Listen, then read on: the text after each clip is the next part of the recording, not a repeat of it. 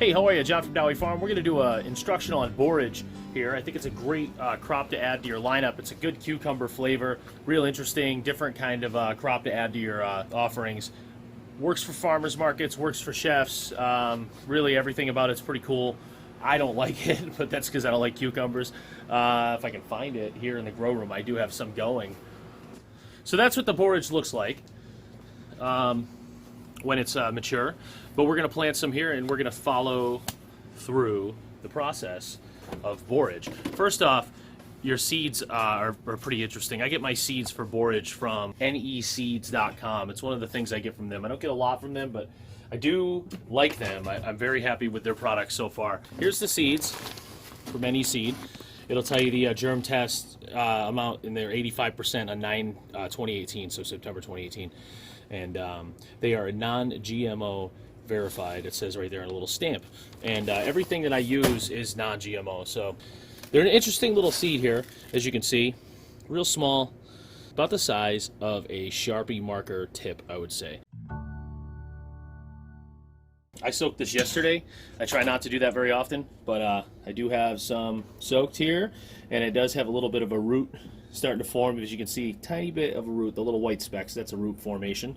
All right, I go 2.2 ounces to a tray, okay, and I soak these for 6 hours, and I rinse. I absolutely, very important with borage, do not peroxide those seeds, because for some reason the root stems, the root development turns all funky when you peroxide those. They get really brown, and they look like they're gonna rot, and it hasn't affected the growth, but it definitely isn't a good looking thing. I will use a deep tray. If I don't have a heavy duty, I have these.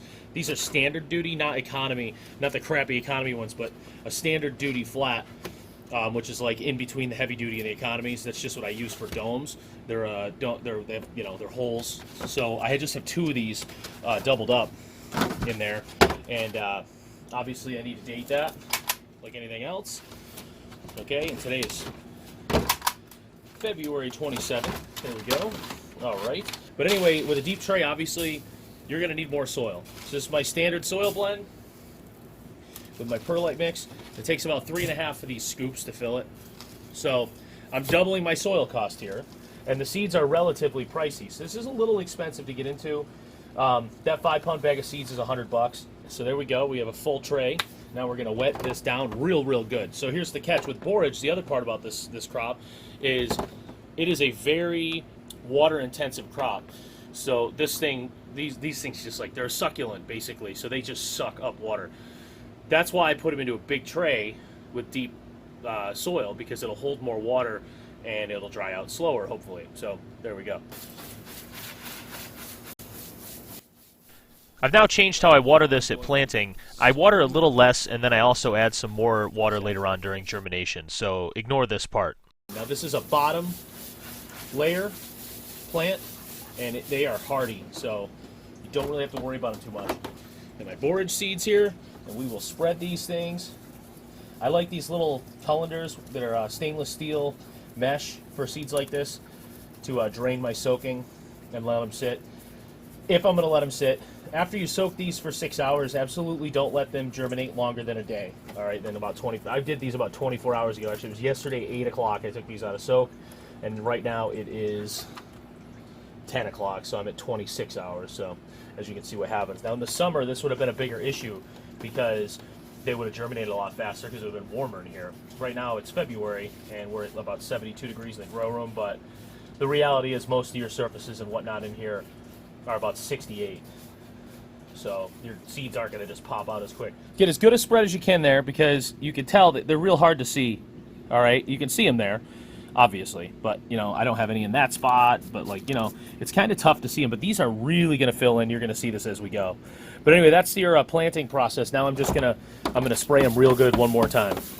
So we're at about a 12-day grow time at the most, I would say, on borage, but it will hold on the shelf for a few days. It will get too big at one point, and then you can do whatever you want with it. Now a little bit about borage, what it is, it's an edible flower.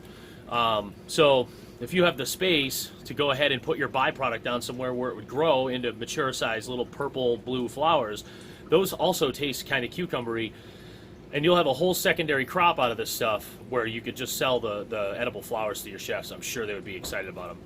But I get pretty good yield out of this thing. Like I said, I get about a pound, 12 ounces to 18 in that range, depending on how well it goes and how big we get it. The one catch about this stuff when you harvest that we'll get to is you don't want to cut it real long because the stems are kind of grassy flavored, and then the leaves are where your cucumber punch is. So I try to keep like a 1/4 of an inch of stem on these things and a good size wheat leaf. The wheat leaves are kind of waxy, so when you wash them, that doesn't really stay. It's kind of interesting. We get $3.50 an ounce for these, and 24 for 8 ounces. We do individualized orders and personalized and stuff like that. So there's my paper towel layer, and I'm just going to wet that. All right, and then my topper would go on top of that, whatever I'm going to plant, whatever else I'm going to plant on top of that. There's borage. Real simple. We'll follow this day to day. I'm not going to give you day-by-day germination on this because it is a paper toweled item, and that's just, you kind of ruin it by pulling that up all the time. You'll see in 3 to 5-ish days, this stuff will be tall enough to go out and under lights. All right, everybody, here we are. We have our borage in germination. We are on day 3 of germination. What I like to do around this phase is I like to just check it because borage is pretty sensitive to getting tall and being weird. So when you take that off, you may need to mist it to get your paper towel dry, or if it's dry, so that it'll peel off easier. And then kind of peel back and take a look. And what you're really kind of getting here is some pretty good germination overall. But the top layer will start to dry some, so I like to just give it some misting, like underneath the paper towel. If you get through the paper towel, that's great. It's not always easy. But for some reason, these seeds, they just like to dry up. It's really like a water-heavy crop, so that might be why. But you give it a pretty good little dousing, and then I'll keep that paper towel nice and wet. And at this point, I will just cover with a humidity dome and leave it for a day to 2, depending on when we get to our height that we're looking for to take it out of germination, which is about, you know, the size of a nickel, I would say. All right, that same borage here, it's ready to pull. This, you know, we're right at about 1 inch of height. And the reason we want to do that inch of height on the borage is because we want this stuff to, you know, really stay low, because when it gets too tall, whereas this one's almost too tall right here now, this one that I showed you, it's been a few more days, and it's kind of light too, that needs some water, but it's starting to get to that 2-inch stage, and you're gonna have to cut this a little high, because what you're looking to do is keep that at a short length, because the stem tastes grassy and the leaves taste like cucumber, and that's what you're going for. All right.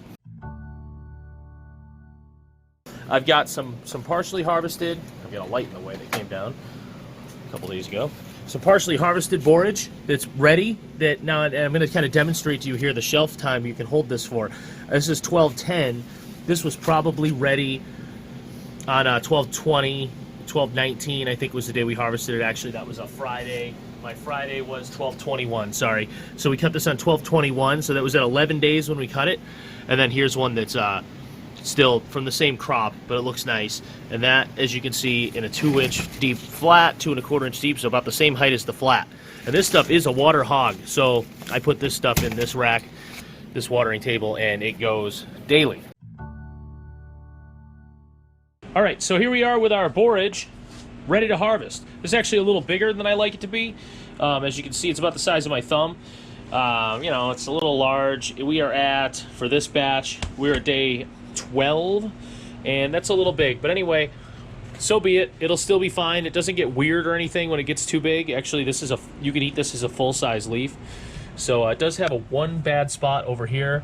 I noticed. See, if you get down in there, it's kind of a mold issue. And I have been getting these here and there with the borage, and I do think it's a thing with the room. See, that's like mushy and gross. I think it's a problem in my room because I'm seeing the same mold on everything here and there. Like that, you know, the peas are doing it, and the peas are doing it, and the borage is doing it, and just some things that, you know, having issues with it. Anyway, so we want to start with a nice sharp knife. I have my Ken Onion work sharp sharpener here, and for a chef knife, you go half speed at a 25-degree angle, I think. Yeah.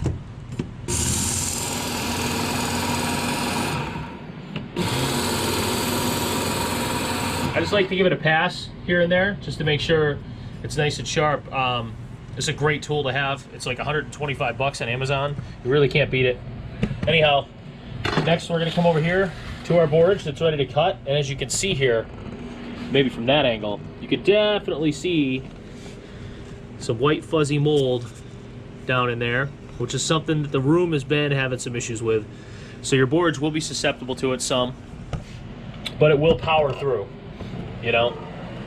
Let's get a nice angle here, and I can show you how we're gonna cut around that. We're gonna come right up to an edge and try to stay clear of that mold. And this did get a little tall, so I'm gonna cut it a little high. All right, there we go. Cutting high. And then we're gonna look for more mold as we go.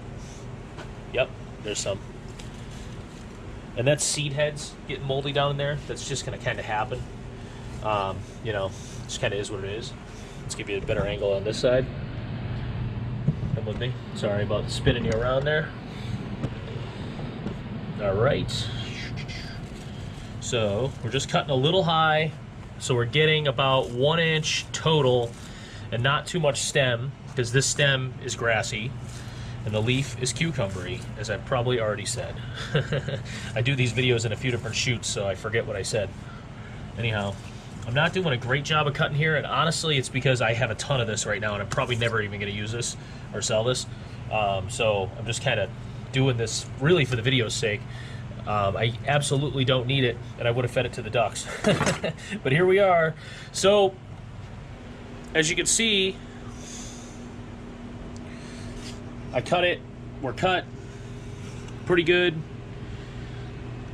All right.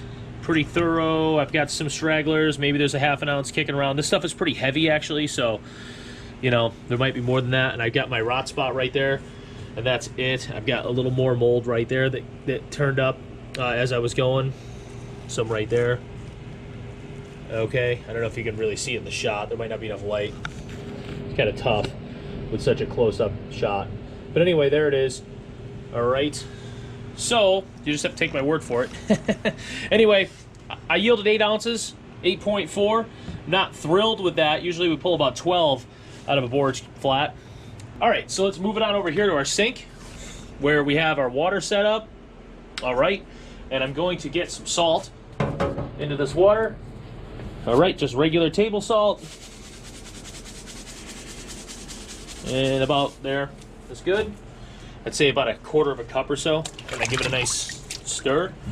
All right, and it'll shake it around, and then we're just gonna go right in with our borage. And that is good. All right, now, borage, there's a little piece of perlite, that's why we do this. Borage is weird, so it sucks up water like crazy, and then, I don't know if it comes through here in the video, I'm getting my seed heads out, if I can, but it kind of repels water on the leaf. It's almost like oily, all right? And there probably is an oil there, I would assume, but we do it anyway. We wash it anyway just for good practice and to get these chunks off. And any perlite, any weirdness, like that piece right there is kind of gross, so we're gonna get rid of that. And you'll see, it's kind of interesting, when you wash the borage, it totally, if there's a bad spot, it turns totally brown, so you can pull it out. And hopefully we come across a piece in here that sucks once I spin it out, and you'll see the bruising. But anyhow, we'll let this sit for a minute, and we'll come right back. All right, here we are. We're back. We're ready to pull this out. It's been a couple of minutes. I'm just going to come through here, pick it up, put it in my spinner. Pretty good here. I like these spinners a lot. These are the, oh, if I can remember, OXO Good Grips, I think is what they're called. They're a really nice spinner. You don't want to overload your spinners. You want to make sure you see how now I said that some of the bad parts would turn brown right away. And see how that stem end where I cut is brown. So that, I'm going to pull that out. That's a bad spot. And now you'll see bigger, egregious pieces at some point maybe when you're doing it. That was actually kind of a minor example of it, but that does, like sometimes I'll get a whole piece that just turns brown in this stage. It's really pretty interesting. All right, so we're gonna go into our I take these spinners, by the way, and I drill holes in them. So we go to our spinner, and I'm going to try not to shake the camera too much. And I spin it till I can see the bottom. And then I speed it up.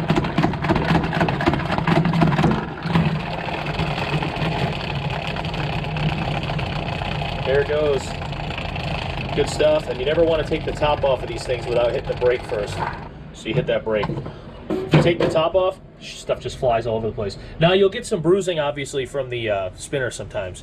If you hit it, if you overload it like I just did a little. Anyway, you want to make sure it dried out pretty good. Now follow me around to my trays. I'm gonna knock that out on the tray. Don't mind the mess. Place always in this order. And then we're going to spread this out. Now, this is a little thick. You might want to go with 2, so it'll go quicker. These are just cafeteria-style trays from a restaurant supply store. They're about $2 a piece. And then I use Downy Select-A-Size paper towels, or Downy. Yeah, no, not Downy. I don't remember. They're Select-A-Size. And I do that for a reason, because they seem to fit perfect. I think it's 7 or 8. Anyhow, oh, see, here's another piece. So it's funny how I couldn't see that in the sink, but now it's brown. So I'm going to pull that out. Let's go over to the drying station. Follow me to the drying station. All right, and let me get this one out of the way. There we go. We're going to set this up at the fans. We're going to turn it on. Bam. Bam. Oh, I guess this way, bam. All right. And I set my timer for 6 minutes. Okay. And that's it. I use this old phone. There we go. So, you get it. In 6 minutes, now let's pretend 6 minutes is up. Ding. It goes off. Timer goes off. I'm going to kill my power strip with all my fans, wait for the fan to turn off, and I'm going to toss. And now when I'm tossing, I'm going to be gentle as to not bruise stuff any further than I may have already done in that spin cycle, because I definitely do bruise some stuff in the spin cycle. You know, you might want to be a little more gentle than I was, but I was really just banging this out. Anyway, the little gentle toss, turning a little bit and tossing. You're not trying to crush these. Just gentle touch and turn, okay? You don't want to break stems. You don't want to break leaves. You don't want to bruise any more than you have to, or than is going to happen naturally in a washing phase. And spread it out good. Break up clumps. That's all you're ever doing. Turn your fans back on. Usually about 3 cycles for this one. About 18 minutes and we're dry. Then we're going to go right to the fridge in a vented container with a paper towel, with brown paper towels, just like I have in here now. As you can see, I have containers, brown paper towels. That's some radish. I got some borage somewhere in here already. Right there, 10-10, 20 ounce of borage, unwashed, labeled on the end. Always label your greens when you put them in the fridge. That's all, man. Hey, I hope you enjoyed the video. Thank you very much.